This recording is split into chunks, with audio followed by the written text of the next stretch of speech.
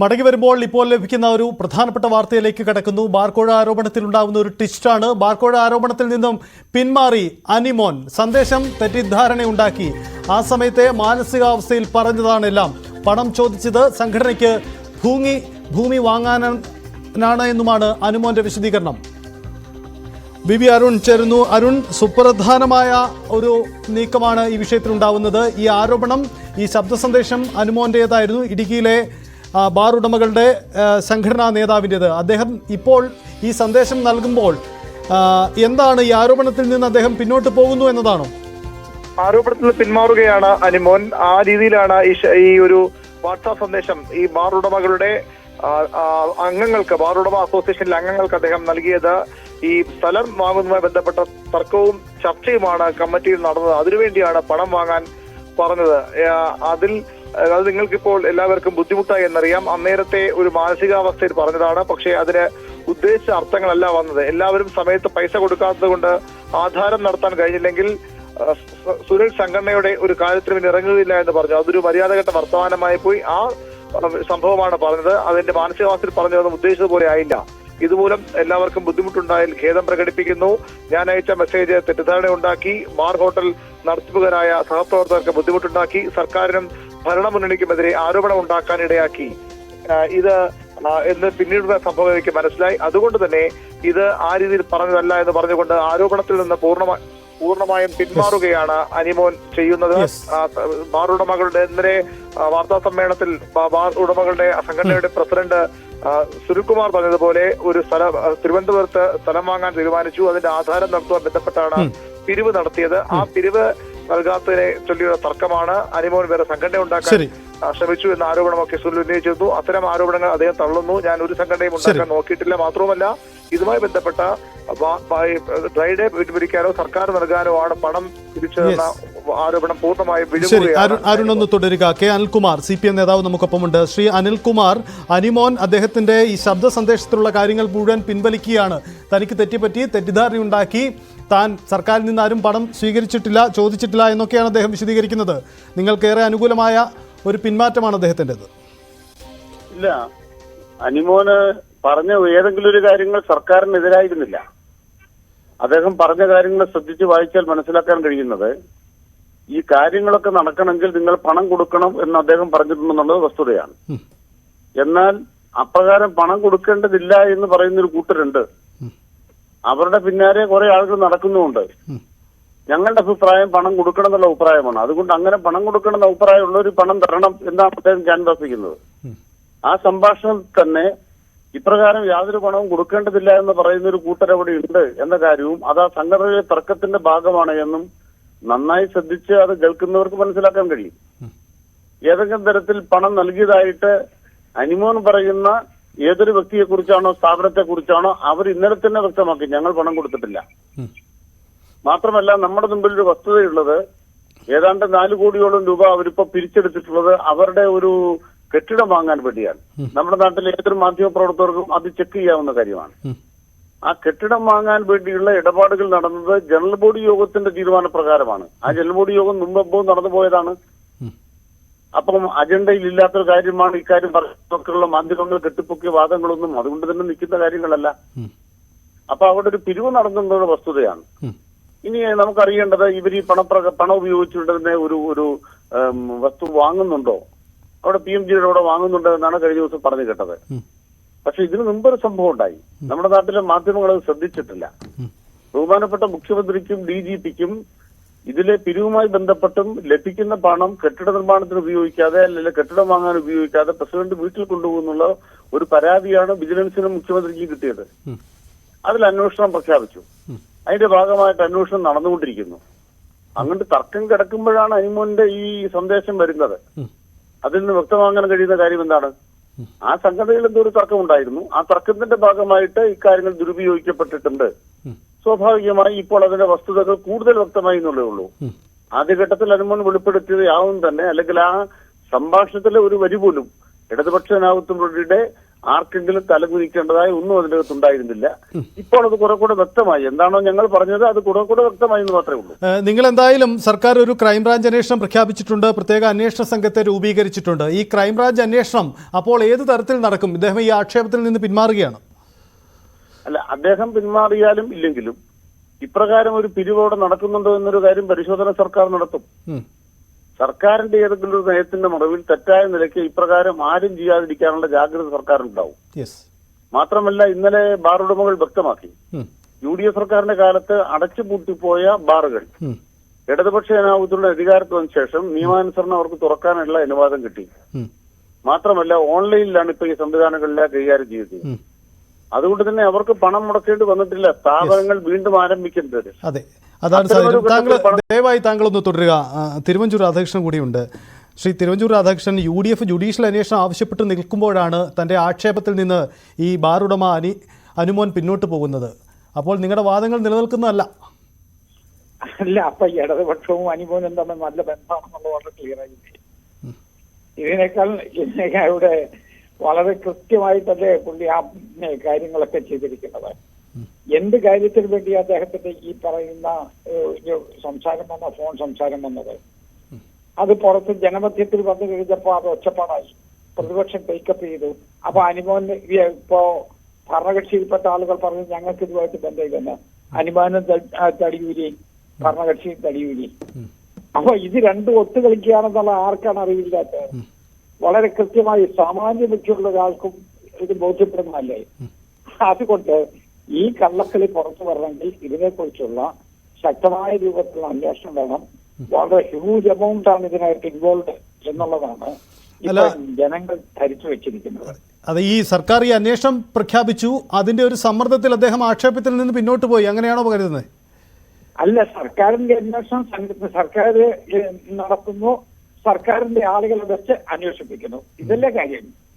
സർക്കാരിന് വേണ്ടി സർക്കാർ നിയോഗിച്ച സർക്കാർ കമ്മീഷൻ അവരല്ലേ അന്വേഷണം നടത്തുന്നത്. അതുകൊണ്ട് സ്വാഭാവികമായിട്ട് സത്യം പുറത്തു വരികയില്ല എന്നുള്ളത് കൃത്യമല്ലേ. ആ സത്യം പുറത്തു വരത്തക്ക വിധത്തിലുള്ള നടപടി വേണം. അന്വേഷണത്തിന്റെ ഒരു ഘട്ടം വന്നപ്പോഴേക്കും അനുമോൻ തന്നെ കൂറുമാറി, ഞാനും ഇതിനകത്തില്ലെന്ന് പറഞ്ഞു. അപ്പോൾ ആദ്യം പ്രതി ഒന്നായി, അതുകൊണ്ട് കേസ് ഇല്ലാതാകുമോ? അല്ല, ഈ ഒരു ഞങ്ങൾക്ക് പണം നഷ്ടപ്പെട്ടു, ഞങ്ങളോട് പണം ആവശ്യപ്പെട്ടു, ഞങ്ങൾക്ക് കോഴ കൊടുക്കേണ്ടി വന്നു എന്ന പരാതി ഉന്നയിക്കാൻ ഒരാളില്ലാത്ത പശ്ചാത്തലത്തിൽ പിന്നെ എങ്ങനെ ഈ ആക്ഷേപം നിലനിൽക്കും? അങ്ങനെ ഒരു പ്രശ്നമില്ലേ? ആളില്ല, ആളുണ്ടോ ഇല്ലയോ എന്നുള്ളത് ഇനിയും പുറകെ വരാൻ പോകുന്നതല്ലേ. അനുമോൻ പണം തിരിച്ചതാണ് പ്രധാനപ്പെട്ട പ്രശ്നം. അതിന്റെ വീഡിയോ സന്ദേശമാണ് പുറത്തു വന്നത്. അതാണ് അനുമോൻ ഉണ്ടായിട്ടില്ല എന്ന് പറഞ്ഞുകൊണ്ടേയിരിക്കുന്നത്. അപ്പൊ സ്വാഭാവികമായിട്ടും അനുമോൻ ആർക്ക് വേണ്ടി ഇത് പറയുന്നുള്ളത് സാമാന്യ ബുദ്ധിയുള്ള ഏതൊരാൾക്കും മനസ്സിലാവില്ലേ? കള്ളം കപ്പലിൽ തന്നെ ഉണ്ട് എന്നുള്ളത് വളരെ കൃത്യമല്ലേ. താങ്കൾ ഒന്ന് തുടരുക. അനിൽകുമാർ കൂടി നമുക്കൊപ്പമുണ്ട്, CPM നേതാവ്. അനിൽകുമാർ, നിങ്ങൾ പാർട്ടിയുടെ സമ്മർദ്ദത്തിന് വഴങ്ങി അതിന്റെ ഭയത്തിൽ അനുമോൻ അദ്ദേഹത്തിന്റെ ആക്ഷേപം പിൻവലിച്ചു എന്നാണ് കോൺഗ്രസ് പറയുന്നത്. അല്ല, അനുമോന്റെ ഇന്നലത്തെ ഈ പുറത്തു വന്നിട്ടുള്ള വാട്സാപ്പ് ഭാഷണത്തിൽ എവിടെയും സർക്കാരുമായി ബന്ധപ്പെട്ടോ പാർട്ടിയുമായി ബന്ധപ്പെട്ടോ LDFുമായി ബന്ധപ്പെട്ടോ ആരെയും പരാമർശിച്ചിട്ടില്ല. രാഷ്ട്രീയമായ പങ്കാളിത്തമുള്ള ഒരു സംഭാഷണം ഇതിനകത്ത് കേട്ടില്ല. ഒരു സംഘടനാ ജീവിതത്തിൽ പിരിവ് കൊടുക്കുന്നതുമായി ബന്ധപ്പെട്ട് കൊടുക്കേണ്ടതില്ല വേറൊരു കൂട്ടർ പറയുന്നു. ഈ ഒരു കാര്യത്തിന്റെ വ്യത്യസ്തത നമ്മളവിടെ കേട്ടത്. അതുമായി ബന്ധപ്പെട്ട അവർ തമ്മിൽ കൈകാര്യം ചെയ്യേണ്ട കാര്യമാണ്. സർക്കാർ പരിശോധിക്കുന്നത് കേരളത്തിലെ ബാർ ഉടമകളിൽ നിന്നും ഇപ്രകാരം നയമാറ്റത്തിന്റെ ഭാഗമായി പണം പിരിക്കുന്നുണ്ടോ. ആദരണീയനായ ശ്രീ തിരുവഞ്ചൂരോട് പറഞ്ഞ പോലെ അദ്ദേഹത്തിന് തെളിവ് നൽകാം. കേരളത്തിലെ ഏതാണ്ട് ഇപ്പോ 10-11 ബാർ ഉടമകളില്ലേ, പണം നൽകി ഏതൊരാൾക്കും തെളിവ് നൽകാം. ആ എല്ലാ തെളിവുകളും സ്വീകാര്യമാണ്. ആ തെളിവുകൾ നമ്മുടെ മുമ്പിൽ ലഭ്യമാക്കട്ടെ. അതിനിപ്പോ ക്രൈംബ്രാഞ്ച് അന്വേഷണം വിശ്വാസം ഇല്ലാത്തവരോട് പറയുകയാണ്, നിങ്ങൾ മാധ്യമങ്ങളോട് പറയും. ബഹുമാനപ്പെട്ട തിരുവഞ്ചൂരിനെ ഇന്നും വെളിപ്പെടുത്താം, അദ്ദേഹത്തിന്റെ അറിവ് വെളിപ്പെടുത്താം. ഇന്ന ബാറിൽ നിന്ന് ഇത്ര രൂപ ഇതിനു വേണ്ടി ആരെങ്കിലും വാങ്ങിയിട്ടുണ്ട് നയമാറ്റത്തിന്റെ ഭാഗമായി. എന്തായാലും അവരെന്തെല്ലാം പണം ശേഖരിക്കുന്നില്ല പറഞ്ഞു. ഒരാളില്ലേ കേരളത്തിലെ എല്ലാ രാഷ്ട്രീയ പാർട്ടിപ്പെട്ടവരുമായി ബന്ധമുള്ള ഇവിടുത്തെ ബാർ ഹോട്ടലുടമകളില്ലേ, അവരാരെങ്കിലും ഒരാൾ പറയട്ടെ എന്താ സംഭവിച്ചതെന്ന്. ഇക്കാര്യത്തിൽ ഈ പറയുന്ന അനുമോന്റെ ഭാഗത്ത് ഉണ്ടായിട്ടുള്ള രീതിയിലുള്ള പിരിവ് നടന്നു നയമാറ്റവുമായി ബന്ധപ്പെട്ട് മഫീസ നിർമ്മാണവുമായി ബന്ധപ്പെട്ടാണെങ്കിൽ അതൊന്നും നമുക്ക് സംസാരിക്കാനുള്ള കാര്യങ്ങളല്ല. ശീലം നമുക്ക് തിരുവഞ്ചൂർ രാധാകൃഷ്ണനോട് തന്നെ ചോദിക്കാം. ശ്രീ തിരുവഞ്ചൂർ രാധാകൃഷ്ണൻ, നിങ്ങൾക്ക് തെളിവുണ്ടേ നിങ്ങൾ കാണിക്കൂ. ഇപ്പോൾ ഒരു പരാതിക്കാരനില്ല, പിന്നെ എങ്ങനെ തെളിവില്ലാതെ ഈ ആക്ഷേപം നിലനിൽക്കുന്നു എന്ന ചോദ്യമാണ് ഉന്നയിക്കുന്നവർ. തെളിവ് കൊടുക്കേണ്ടത് ആരുടെ പക്കൽ എന്നുള്ളതാണ് പ്രധാനപ്പെട്ട പ്രശ്നം. നിഷ്പക്ഷമായ ഒരു അന്വേഷണമാണെന്ന് തെളിവ് കൊടുക്കുന്നതിന് അർത്ഥമുണ്ട്. ഇല്ലെങ്കിൽ തെളിവ് എന്താ? എന്നാ പിന്നെ എക്സൈസ് ഡിപ്പാർട്ട്മെന്റിലെ ഒരു സർക്കിൾ ഇൻസ്പെക്ടറെ കൊണ്ട് അന്വേഷണം നടത്തിയ പോരെ? ഇതാണത് അന്വേഷണമായി ഇത് വരികയും ചെയ്യും. അതിന്റെ മറുപടി എന്തായിരിക്കും എന്നുള്ളത് കൃത്യമായിട്ട് ബോധ്യപ്പെടുകയും ചെയ്യും. അപ്പൊ അതുകൊണ്ട് ജനങ്ങളുടെ കണ്ണിൽ പൊടിയിടുന്നതിന് വേണ്ടിയുള്ള നടപടിയല്ലാതെ നിഷ്പക്ഷമായ ഒരു അന്വേഷണത്തിന് മുന്നോട്ട് വരട്ടെ. നേരത്തെ ഇവിടെ സൂചിപ്പിച്ചതുപോലെ ഒന്നും ഭയപ്പെടുന്നില്ലെങ്കിൽ നിഷ്പക്ഷമായ അന്വേഷണത്തെ ഭയപ്പെടുന്ന എന്തിനാ? അതായത് ജുഡീഷ്യൽ അന്വേഷണം എല്ലാവർക്കും അത് അപ്രോച്ചബിൾ അല്ലേ? അങ്ങനെ ഒരു നടപടിയിലേക്ക് പോകുന്നതിനെ കുറിച്ചല്ലേ മറ്റൊരു ഗവൺമെന്റ് ആലോചിക്കേണ്ടത്. അങ്ങനെ ചിന്തിക്കണമെന്നുള്ളതാണ് ബഹുജനങ്ങളുടെ ആഗ്രഹം. ശരി, അനിൽകുമാർ, നിങ്ങളൊരു സേഫ് പൊസിഷനിലാണ് നിൽക്കുന്നത്. ആക്ഷേപം ഉന്നയിച്ചവർ തന്നെ ആ ആക്ഷേപത്തിൽ നിന്ന് പിന്നോട്ട് പോയി കഴിഞ്ഞു. അങ്ങനെയെങ്കിൽ കൂടുതൽ കൃത്യതയ്ക്ക് വേണ്ടി ഈ പ്രതിപക്ഷമൊക്കെ ആവശ്യപ്പെടുന്നത് പോലെ ഒരു ജുഡീഷ്യൽ അന്വേഷണം അങ്ങ് പ്രഖ്യാപിച്ചാൽ ഈ ആക്ഷേപമേ ഇല്ലാതായി പോവില്ലേ? അല്ല, ഒരു ചെറിയ പ്രശ്നമുണ്ട്. അനിമോൻ പറയുന്ന ഇപ്പോൾ പറയുന്ന കാര്യത്തിൽ അപ്പുറത്ത് മറ്റൊരു കാര്യം പറയാൻ ആരെങ്കിലും ഉണ്ടെങ്കിൽ അവരെന്നെ വെളിപ്പെടുത്തട്ടെ. ബഹുമാനപ്പെട്ട തിരുവഞ്ചൂരിനോട് ഞാൻ അപേക്ഷിക്കുന്നത് അദ്ദേഹത്തിന് വെളിപ്പെടുത്താം. അദ്ദേഹത്തിന് അറിവുണ്ടെങ്കിൽ ആരെ കൊണ്ടെങ്കിലും വെളിപ്പെടുത്തിക്കാം. അനിമോൻ നമ്മുടെ മുമ്പിൽ ഇപ്പോൾ ഒരു കാര്യം പറയുന്നു, വീഡിയോ സന്ദേശത്തിൽ അല്ലെങ്കിൽ വാട്സാപ്പ് സന്ദേശത്തിൽ മറ്റൊരു കാര്യം പറയുന്നു. എന്ത് കാര്യമാണെങ്കിലും അനിമോൻ എന്ന് പറയുന്ന ഒരു വ്യക്തിക്കപ്പുറത്ത് മറ്റൊരു കാര്യം പറയാൻ സാധ്യമാകുന്ന ആര് എന്ത് പറഞ്ഞാലും സർക്കാർ അവിടേക്ക് അന്വേഷിക്കാം. അതിന് കൈവശമുള്ളവർ പറയണം. അല്ലാണ്ട് കാടടച്ച് വെടിവെച്ചിട്ട് കാര്യമില്ല. നിങ്ങൾ പറയൂ. അത് ഏത് ജഡ്ജിയുടെ അടുത്ത് പറയണം അല്ലെങ്കിൽ ക്രൈംബ്രാഞ്ചിന്റെ അടുത്ത് പറയണം എന്നൊന്നുമില്ല. മാധ്യമങ്ങളോട് പറയട്ടെ. വസ്തുതകൾ മാധ്യമങ്ങളുടെ ല്ലോ എല്ലാവരുടെ പക്കൽ നിന്നും അവർ സർക്കാർ അവരോട് അപേക്ഷിക്കുന്നു. നിങ്ങളുടെ കൈവശമുള്ളത് പറയണം. ഈ അന്വേഷണത്തിൽ ഞങ്ങൾ ആവശ്യപ്പെടുന്നത് എങ്ങനെയാ? സർക്കാരിനെ ഇരുട്ടിൽ നിർത്തിക്കൊണ്ട് സർക്കാരിന്റെ നയവുമായി ബന്ധപ്പെട്ട് ആരെങ്കിലും തെറ്റായ കാര്യം ചെയ്തെങ്കിലും സർക്കാരിനെ ബാധിക്കുന്ന കാര്യമാണ്. ബഹുമാനപ്പെട്ട എം.പി. രാജേഷ് പറയുന്നത് അങ്ങനെ സർക്കാരിനെ തെറ്റായ നിരത്ത് ഒരു ആഖ്യാനം ഉണ്ടാക്കാനും കരിവാരിത്തേക്കാനും ആരെങ്കിലും ഇറങ്ങി തിരിച്ചിട്ടുണ്ടെങ്കിൽ അതിന്റെ വേര് പറിക്കുന്ന അന്വേഷണമാണ് നമ്മൾ ലക്ഷ്യമിടുന്നത്. അതിന് സർക്കാരിനെ സഹായിക്കാൻ ബഹുമാനപ്പെട്ട തിരുവഞ്ചൂരിനോട് അപേക്ഷിക്കുന്നു. അദ്ദേഹം കൂടി മുൻകൈ എടുത്ത് വിവരങ്ങൾ ഉണ്ടെങ്കിൽ പറയാൻ ഞങ്ങൾ അപേക്ഷിക്കുന്നു. ശ്രീ അനിൽകുമാർ, ഈ ആക്ഷേപം ഉയർന്നതിനു പിന്നിൽ ഇത് ഈ ബാർ ഉടമകളുടെ സംഘടനയ്ക്കകത്തെ തർക്കത്തിന് അപ്പുറത്തേക്ക് മറ്റൊരു രാഷ്ട്രീയ ഗൂഢാലോചന ഉണ്ടെന്ന് നിങ്ങൾ കരുതുന്നുണ്ടോ? സർക്കാരിനെ കുടുക്കാൻ വേണ്ടി അങ്ങനെയെങ്കിൽ ഇങ്ങനെ ഒരു ആക്ഷേപം ഉന്നയിച്ചേക്കാം, അങ്ങനെ ഒരു ചിന്ത ഏതെങ്കിലും നിങ്ങൾ കരുതുന്നുണ്ടോ? ഞങ്ങളുടെ ഒരു സംശയം എന്താണെന്ന് വെച്ചാൽ, ഒരു പരാതി ബഹുമാനപ്പെട്ട മുഖ്യമന്ത്രിക്ക് അയക്കുന്നു. അതിന്റെ ഭാഗമായിട്ട് ബാർ ഉടമകളുടെ സംഘടനാ പ്രസിഡന്റിനെതിരായിട്ടാണ് പരാതി. ഇങ്ങനെ പിരിക്കുന്ന പണം എന്ന് പറയുന്നത് അദ്ദേഹം വ്യക്തിപരമായി ഉപയോഗിക്കുന്നു, ആഫീസ് നിർമ്മാണത്തിന് ഉപയോഗിക്കുന്നില്ല എന്നുള്ളതാണ് ഒരു പരാതി. രണ്ടാമത്തെ പരാതി നയംമാറ്റവുമായി ബന്ധപ്പെട്ട ഒരു പണത്തിലൂടെ നടക്കുന്നു. ഈ രണ്ട് പരാതികളാണ് സർക്കാരിന് മുന്നിൽ വന്നത്. സർക്കാർ അപ്പോൾ തന്നെ അത് അന്വേഷണം പ്രഖ്യാപിച്ചു. അതിന്റെ ഭാഗമായിട്ട് വിജിലൻസിനെ ചുമതലപ്പെടുത്തി. ഇതിൽ നിന്നും മനസ്സിലാക്കേണ്ട കാര്യം എന്താണ്? അനിമോൻ ഏതെങ്കിലും കാര്യത്തിൽ പറയുന്നതിന് മുമ്പ് അല്ലെങ്കിൽ അദ്ദേഹത്തിന്റെ സന്ദേശം വെളിപ്പെടുത്തുന്ന മുമ്പ് സർക്കാർ തുറന്ന അന്വേഷണം ആരംഭിച്ചു കഴിഞ്ഞു. ശരി, അതവിടെ നിൽക്കുമ്പോഴാണ് അനിമോന്റെ ഒരു കാര്യം കൂടെ വരുന്നത്.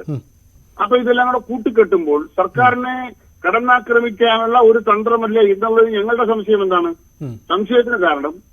ബാർ ഹോട്ടലുകളുടെ സമയം കൂട്ടാൻ പോകുന്നുവെന്നും ഡ്രൈ ഡേ എടുത്തു കളയാൻ പോകുന്നുവെന്നും വാർത്ത കൊടുക്കുന്ന ഒരു മാധ്യമവും ഇവിടെ നടക്കുന്ന ഒരു അന്വേഷണത്തെ കുറിച്ച് പറയുന്നില്ല. എന്താണ് ആ വാർത്ത മറച്ചു വയ്ക്കപ്പെട്ടത്? ആ വാർത്ത വെളിപ്പെടുത്താഞ്ഞത് ഈ അന്വേഷണം അവരുടെ അതിൽ അറിവില്ലാതെ വന്നതാണോ?